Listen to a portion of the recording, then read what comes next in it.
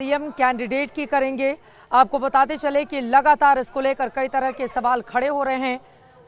तेजस्वी महागठबंधन के CM candidate हैं, इसमें कोई शक नहीं, लेकिन तेजस्वी ने आज भी भ्रम का पासा फेंका कि नीतीश कुमार की सीएम सीट कंफर्म नहीं है। बदले में एनडीए से भी आज कई नेताओं के जवाब सामने आ गए कि नीतीश के नेतृत्व का मतलब ही यही है कि नेता वही हैं, सीएम भी वही होंगे। तेजस्वी को भले ही इतनी सी बात समझ में नहीं आ रही हो, लेकिन बिहार को बहुत अच्छे से समझ में आ रहा है। ये बात एनडीए के नेताओं की ओर से समझाने की कोशिश की जा रही है। 25 से 30 फिर से नीतीश नारे को जेडीयू ने गाने की शक्ल दी है। 3 मिनट 14 सेकंड के इस गाने में नीतीश के काम और भविष्य के वादों की झलक दिखाई गई है। जेडीयू ने 25 से 30 नारे के जरिए दिखाने की कोशिश की है कि नीतीश कुमार ही मुख्यमंत्री रहेंगे, लेकिन भतीजे तेजस्वी हैं कि मानने को तैयार ही नहीं है। पूछ रहे हैं उनके खिलाफ एनडीए अपना सीएम चेहरा तो बताएं।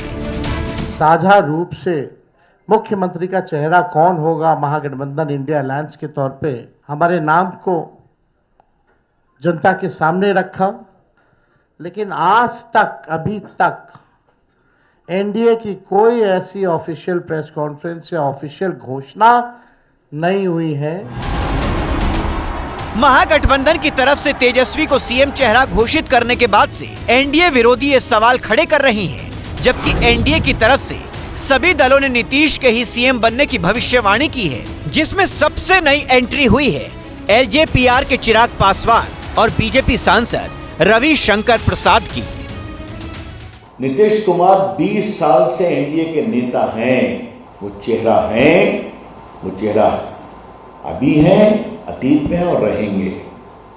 इसलिए मैंने पिछली बार कहा था कोई वैकेंसी नहीं है मुख्यमंत्री के पद की। है भैया मुख्यमंत्री नीतीश कुमार जी जब उनके नेतृत्व में चुनाव लड़ रहे हैं, एक सामान्य प्रक्रिया का जिक्र गृह मंत्री जी के द्वारा किया गया कि भाई विधायक आएंगे, विधायक चुनेंगे, यही होता है कि विधायक भी जब जीत कर आएंगे तो एक बार फिर से मौजूदा मुख्यमंत्री को ही मुख्यमंत्री चुनने का काम करेंगे।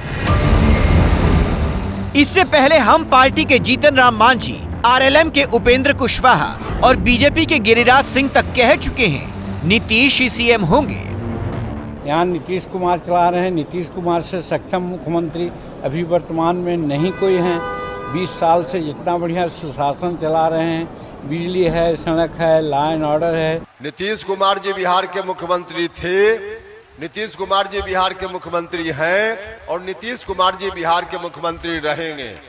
इसमें कोई कंफ्यूजन की बात नहीं है, कहीं से कोई कंफ्यूजन की बात नहीं है। दरअसल एनडीए के दल भले ही नीतीश के पक्ष में खुलकर बैटिंग कर रहे हों, लेकिन बीजेपी आलाकमान नीतीश के नेतृत्व में चुनाव लड़ने की बात कह रहा है।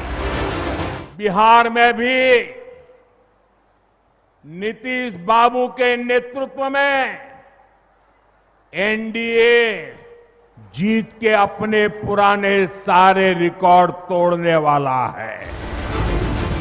इसी को हाईलाइट कर महागठबंधन की तरफ से एकनाथ शिंदे का उदाहरण दिया जा रहा है। बताया जा रहा है कि एनडीए जीत भी गई तो भी नीतीश सीएम नहीं रहेंगे। एक बात तो तय है, नीतीश कुमार जी को अमित शाह और भाजपा के लोग दोबारा मुख्यमंत्री बनाने नहीं जा रहे हैं।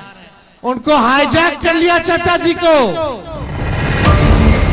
सीएम प्रोजेक्ट करने की बजाय नीतीश के नेतृत्व में लड़ना बीजेपी की रणनीति का हिस्सा बताया जा रहा है। बिहार हिंदी बेल्ट का एकमात्र ऐसा राज्य रहा है जहां पर इतने साल तक सत्ता में रहने के बावजूद बीजेपी का अपना सीएम नहीं रहा है। बीजेपी के कार्यकर्ता निश्चित तौर पर यह चाहते हैं कि अगला सीएम उनकी अपनी पार्टी से हो। सूत्र इसी बात की ओर इशारा कर रहे हैं कि बीजेपी का केंद्रीय नेतृत्व भी इसी वजह से नीतीश कुमार के नाम को लेकर खुलकर सामने नहीं आ रहा है, क्योंकि वो नहीं चाहता कि कार्यकर्ताओं का मनोबल टूटे।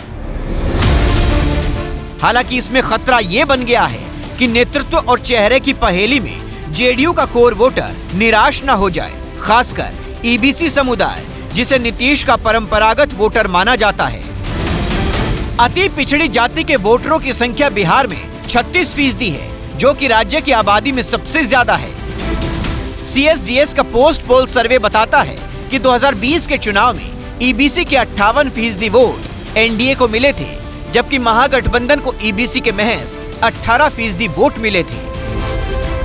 पहले डिप्टी सीएम उम्मीदवार के लिए मुकेश सहनी के नाम का ऐलान और फिर नीतीश की दावेदारी पर सवाल। तेजस्वी के ये वो तीर है जिससे वो ईबीसी वोट बैंक को साधने की कोशिश में लगे हैं। हालांकि उनके इस मिशन से मुसलमानों में भी नुमाइंदगी के सुर तेज हुए हैं।